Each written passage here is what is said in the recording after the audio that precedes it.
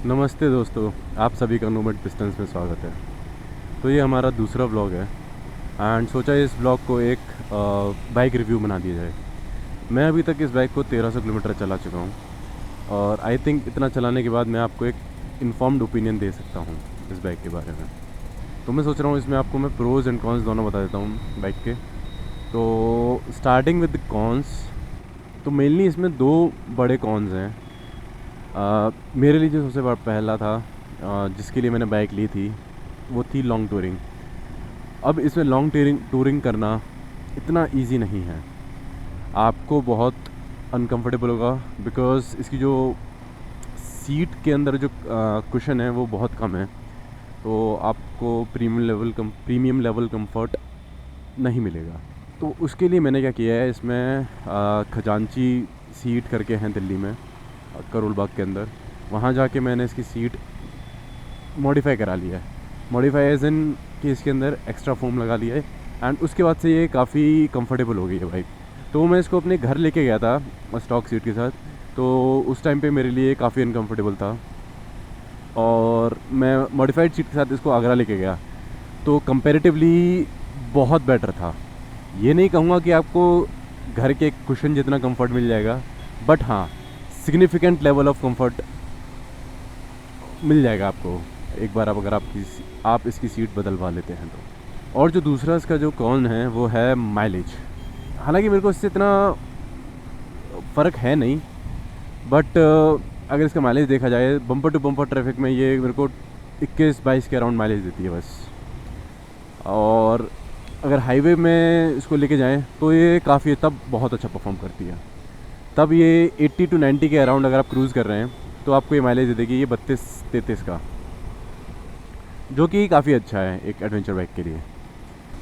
इसके बाद एक छोटा सा कॉन है जो मेरे लिए इतना मैटर नहीं करता, बट लोगों को फ़र्क पड़ता है इससे, तो मैं मेंशन कर ही देता हूँ। तो वो है एक हीटिंग इसका मेरे को राइट लेग पे फील होता है बम्पर टू बम्पर ट्रैफिक में। बट जैसे अभी मैं 40 के अराउंड चला रहा हूँ एंड 30 के अराउंड चला रहा हूँ तो मेरे को कोई फ़र्क नहीं पता पड़ता कि भाई इंजन गर्म हो रहा है, हीट हो रहा है। तो उस टाइम पे वो ना के बराबर है। अब जैसे मैं रुका हूँ तो यहाँ पे मेरे को हल्का सा हीट राइट लेग पे फील हो रहा है, बट जब आप अगर 30-40 की स्पीड पे चला रहे हैं तो कोई फ़र्क नहीं पता पड़ता। इसके अलावा एक इशू और था जिससे मेरे को बहुत प्रॉब्लम हुई, वो था वाइब्रेशन। और वो हुआ मेरे को जब मैं इसको घर लेके जा रहा था। ये देखिए भाई साहब, ये ई रिक्शा वालों से बच के चलो। हम बात कर रहे थे वाइब्रेशंस के बारे में।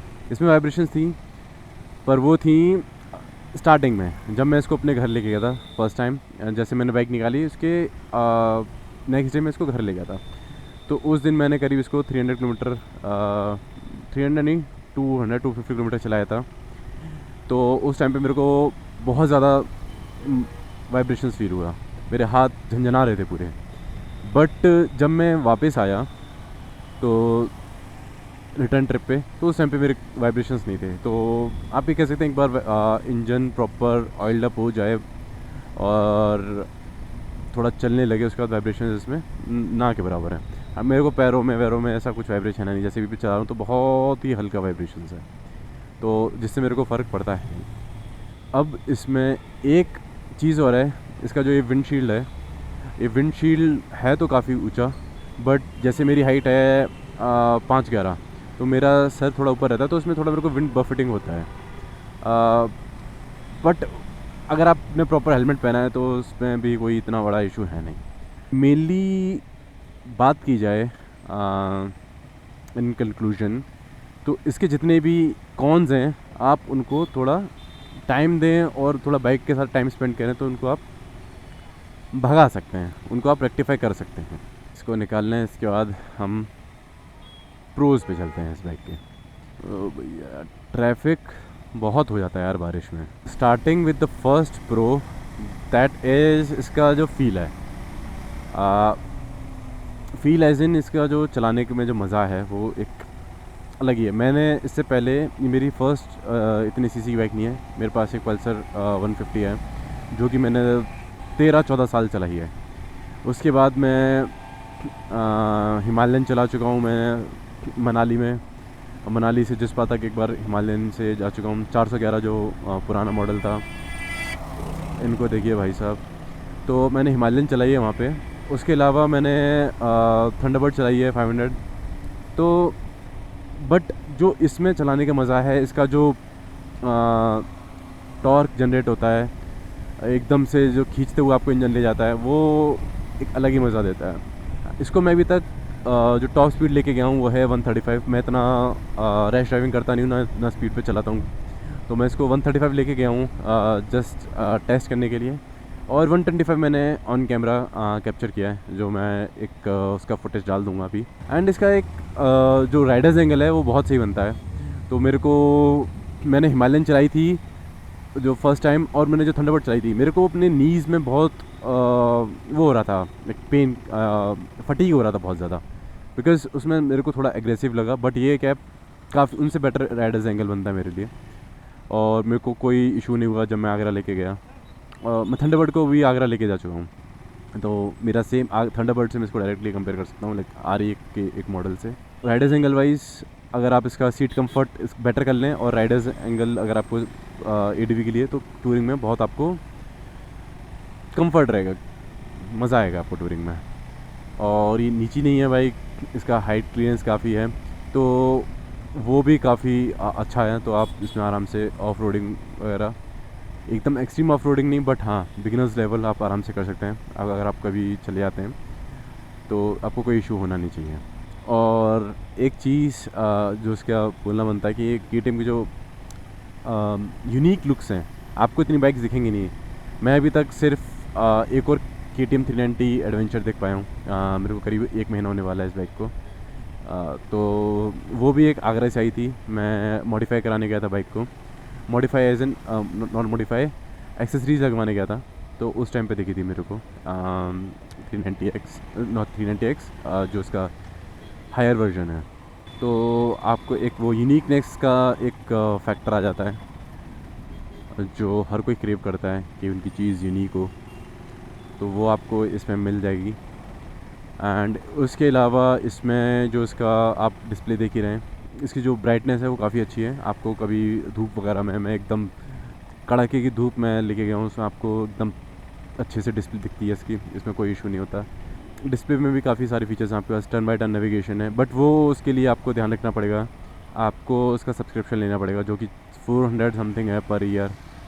मुझे एग्जैक्ट अमाउंट याद नहीं है, और वो मेरा इनेबल हुआ था फर्स्ट सर्विसिंग के बाद में। हाँ गाइस, तो ऑफिस में ठप्पा लगा दिया है, अब इसके बाद हम कंटिन्यू करते हैं अपना बाइक रिव्यू। अरे यार, ये यहाँ पे शाम के टाइम बहुत ट्रैफिक हो जाता है। ये कॉर्पोरेट जंगल है, कंक्रीट जंगल, यहाँ कॉर्पोरेट रैट रेस लगी रहती है, और उसका एक मैं भी हिस्सा हूँ।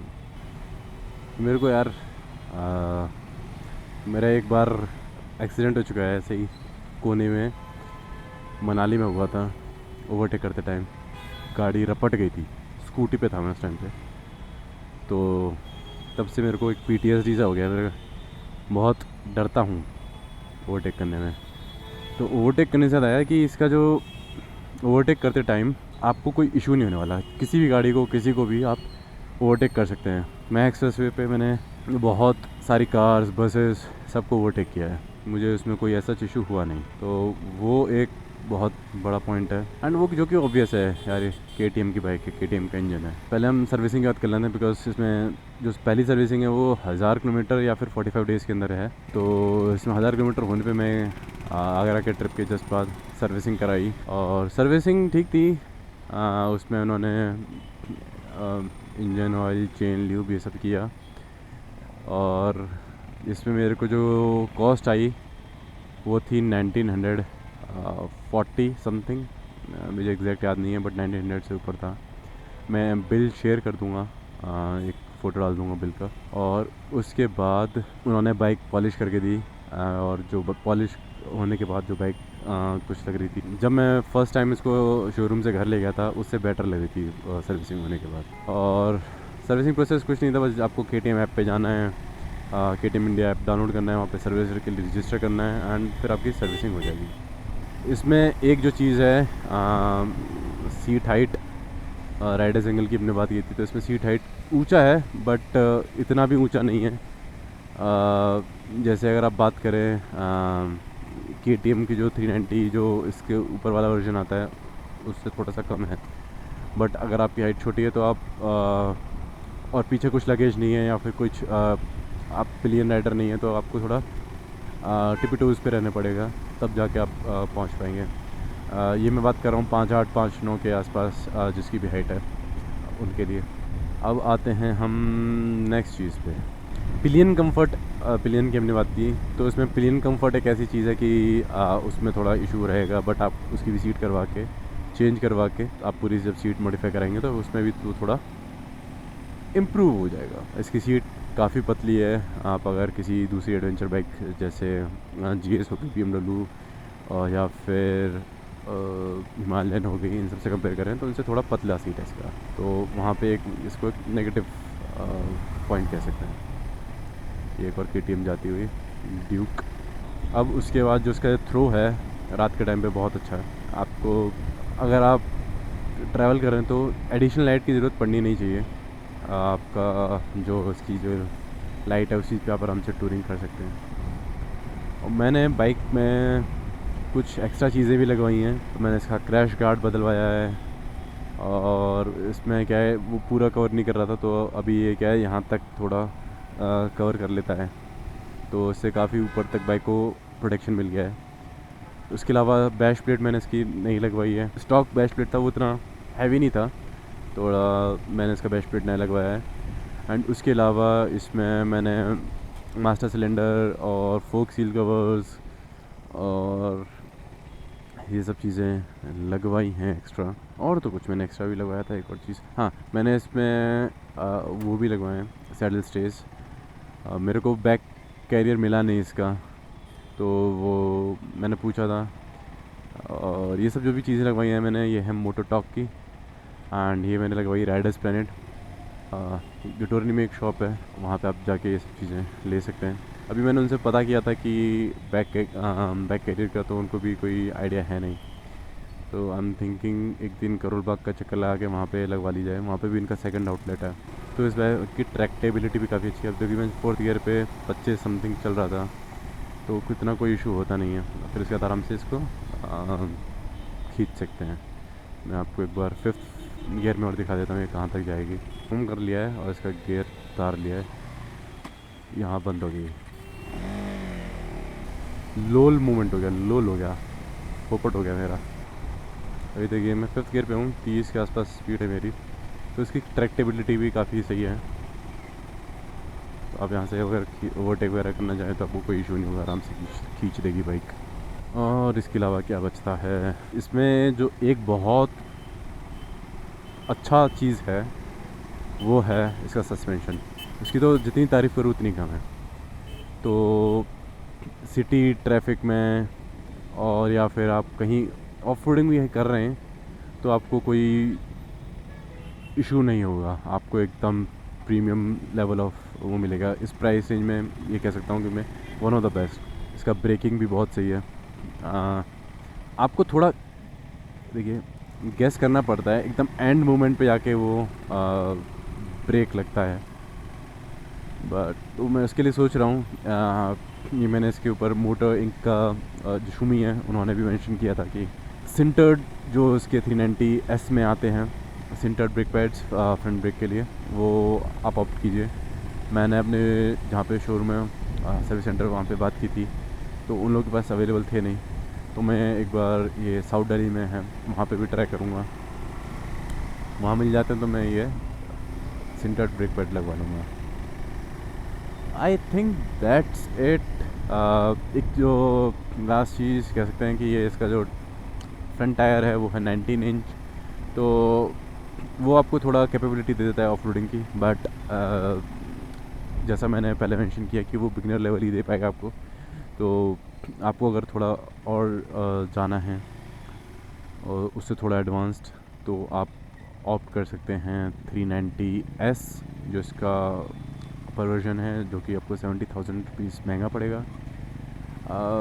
और उसमें आपको थोड़े एक्स्ट्रा फीचर्स भी हैं, क्रूज़ कंट्रोल हो गया, उसकी अलग से इसमें IMU यूनिट है, उसमें रियर ABS भी है, कॉर्नरिंग ABS भी है या। और आपको अगर एकदम एक्सट्रीम ऑफ रोड करना है तो KTM ने नया एक और मॉडल लॉन्च किया है, दैट इज़ एंड्यूरो R, जो कि सिर्फ ऑफ रोडिंग पर्पज़ से बना है। उसका जो टैंक है वो भी सिर्फ 9 किलोमीटर का है, ताकि इसका वेट कम रखा जा सके। अब ये भाई साहब को कहाँ जाना है, तो अब आते हैं हम जैसे कि मैं इसमें बात कर रहा था न्यू IMU यूनिट, उसमें 390S में IMU यूनिट अलग है इसमें, जो कि इसमें प्रेजेंट नहीं है। तो मैंने रिसेंटली एक न्यूज़ पढ़ी थी कि जो KTM है 390X को डिसकंटिन्यू कर रहा है एंड इंस्टेड वो 390X प्लस लॉन्च करेगा कमिंग वीक्स में। बाइक सेम रहेगी, सब कुछ सेम रहेगा, बस उसमें कुछ एक्स्ट्रा फीचर्स होंगे, जैसे कि उसमें IMU यूनिट होगी। तो उससे क्या है, आपको क्रूज़ कंट्रोल और रियर ABS और ये सब चीज़ें मिल जाएंगी। सब कुछ बाइक का जो डायमेंशंस वगैरह हैं सब सेम रहेंगे, बट ये जो हैं एक्स्ट्रा चीज़ें ऐड हो जाएंगी। तो वो भी है। मैं इसका श्योर नहीं हूँ, मैंने और कहीं देखा नहीं, बट एक जगह मैं आपको एक बार जो आर्टिकल था उसका स्क्रीनशॉट और लिंक डाल दूँगा मैं, तो आप उसको रेफ़र कर सकते हैं। तो I think that's it guys. ये था हमारा 390X का रिव्यू। इससे आपको एक थोड़ा आइडिया पड़ गया होगा कि ये कैसा बिहेव कर रही है मोटरसाइकिल, और आपको इसके लिए जाना चाहिए या नहीं जाना चाहिए। For me, my personal opinion, this is one of the best buys and this is my biggest buy yet. तो अब अगर इन्होंने नया लॉन्च किया है जो X प्लस, वो करते हैं तो थोड़ा सा डिसअपॉइंटमेंट होगा, बिकॉज़ ये मैंने अभी 1 महीने पहले ही, 1 महीना भी नहीं हुआ मेरे को बाइक लिए हुए, और उन्होंने नया लॉन्च कर दिया है। इसमें अभी मेरे को ये पता करना है कि जो एग्जिस्टिंग वर्जन्स हैं उनमें वो कर सकते हैं कि नहीं। तो और जो मॉडल का जो प्राइस है इससे 15,000 to 20,000 महंगा होगा, तो मुझे उसमें कोई इशू नहीं है कि अगर वो 15,000-20,000 महंगा देते हैं तो मैं लगवा लूँगा, मुझे कोई इशू नहीं। बट वो ऑप्शन देना चाहिए इन लोगों को, ताकि हम जैसे लोग जिन्होंने ऑलरेडी बाइक्स ले ली हैं वो लोग भी इसका लाभ उठा पाएँ। तो एक वो चीज़ है। तो I think that's it guys. मिलते हैं नेक्स्ट मोटो व्लॉग राइड पे। तब तक के लिए thank you for watching, stay tuned, bye bye.